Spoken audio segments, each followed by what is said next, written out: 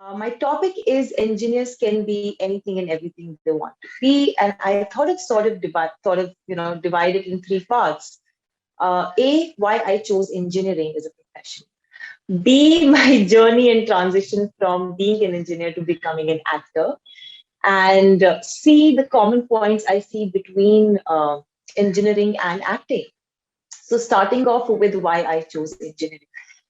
So it starts off with 3-year-old Sherlin, who was the assistant to her dad. If you see in an Indian household, when something goes bad, your mom's going to be like, she'll go to her father and be like, we're going to fix this or we're going to fix that. And generally, you call a guy to do it. In my house, my dad, because he was an engineer, and even though they do not teach you all of this during the whole engineering process, he kind of knew all these things, like to fix a plug point or fix a geyser, like, even the smallest or the biggest things.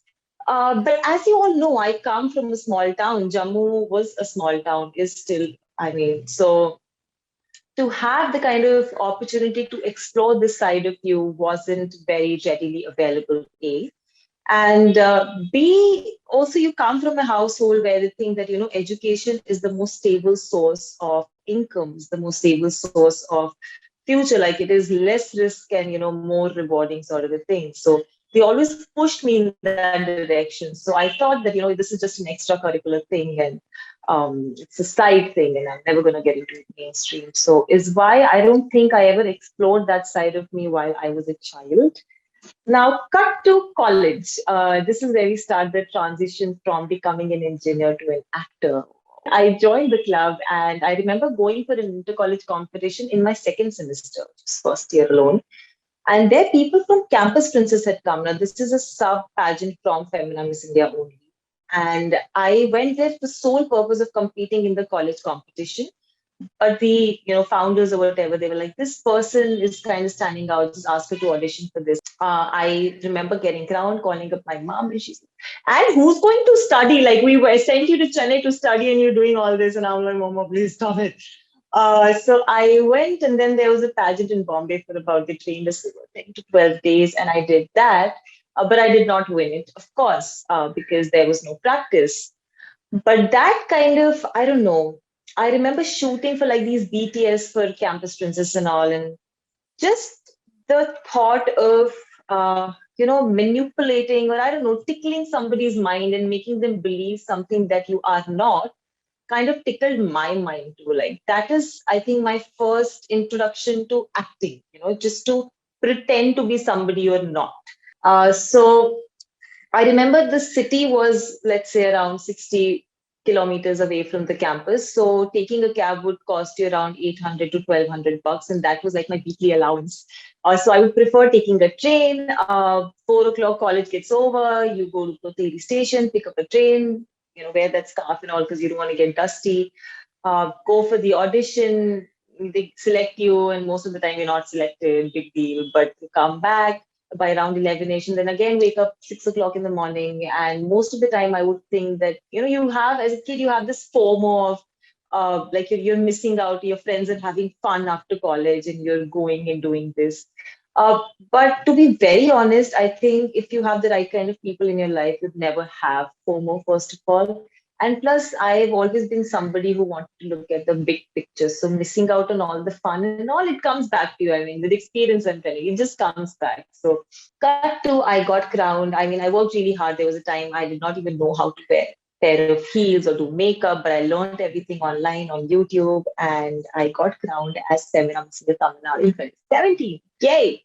But still, I wasn't sure of getting into this industry because I just won Femina Miss India Tamil Nadu, so I had that sort of PR going on for me in the market. And I remember getting a call for a film, and they wanted to do my look test, and they tested me and everything was finalized. Then I call up my papa. I'm like, Papa, so I'm getting this film and I'm just skeptical because I don't want to leave this stable job that I have, but I really want to, kind of pursue this.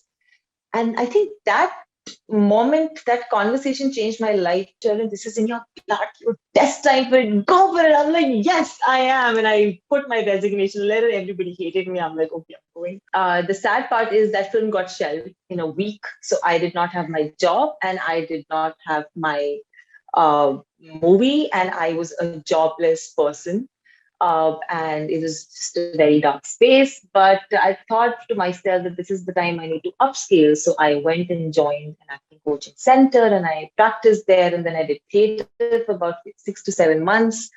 After which I signed my Malaysian film, and I was shooting in Mauritius for that. But I remember, there was parts where you're dancing and my feet were all bruised, and I just then blisters and all, but I didn't really care. I don't know for what reason. I don't know if it's a good quality or a bad, but I'm somebody who just can cut off from the physical pain while I'm doing something that I love so much. I kept relentlessly working hard, and then I signed first Tamil Unarvu Girl, then my second Karunga PM, and at the moment I'm shooting with Ashok Selvan um, for my third project.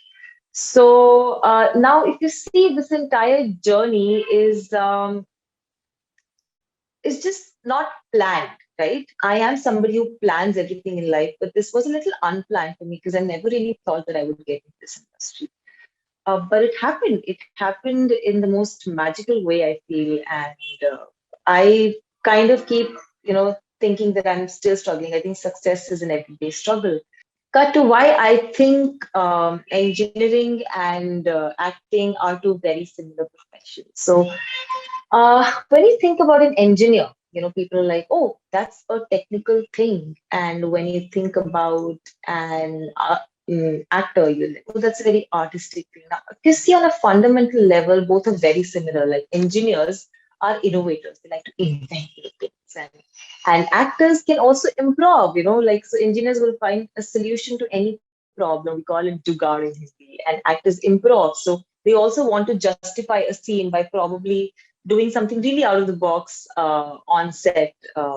And I think that is one very common point. And as the technical upscale has happened in the engineering field, it impacted our industry too, and very beautifully, because now our movies are much more beautiful visually because of the whole progress in the engineering field. And I think the totality, I think as an engineer, your software and hardware has to be in sync for you to kind of, I don't know, create a wonderful product. And so is cinema. There has to be a good director, art, actor, cinematographer, editor, music. Everything has to come together to kind of create that kind of good product. And one really fascinating thing I find about both the professions is that, as an engineer, create a product and you think that it's going to be used for a certain purpose, but when you give it out to the audience, they might use it for an entirely different thing and an entirely different purpose. And so is a film. Like, you put it out in the market and the response is very, very, very unpredictable. Like, every different individual is going to resonate with that cinema, the art that you've created on a very different note. Anybody can be anything they want to be as long as they put their heart and mind to it. And they follow a few basic principles. Few basic principles being, I think it's really important for you to be headstrong. You cannot let anybody enter your mind. Yeah, I think focus is really important. Focus is so important. That distractions are going to come and go in life, especially when you're going to achieve something really important. That's when most of the distractions are going to come. And that is when you really have to be focused. Uh, and I think clarity is so important. Like, as an artist, I feel there are so many different kind of artists in the world. As an actor only, there are so many variations that you have. But to know what you want, to have a vision and to find a direction to reach that vision is, I think, the whole ball game is what I've understood so far. So to have clarity is also very essential. When you're working hard and you're tired and you just want to go home and sleep, but when you put that extra 10 minutes into your craft, I think that is what makes all the difference. So I know this is a little cliched, but it is what it is. There is no shortcut. There is no other way around, and we're all working towards what we love, and we're all focused on that. So I think that is the only way you can achieve what you want to. And well, I think this is the first chapter of my life. I still have so much more to do and so much more to achieve. And I think I would call this as the first chapter of my life, one where she knew exactly what she wanted and she went for it. And I think that's the note I want to end this with.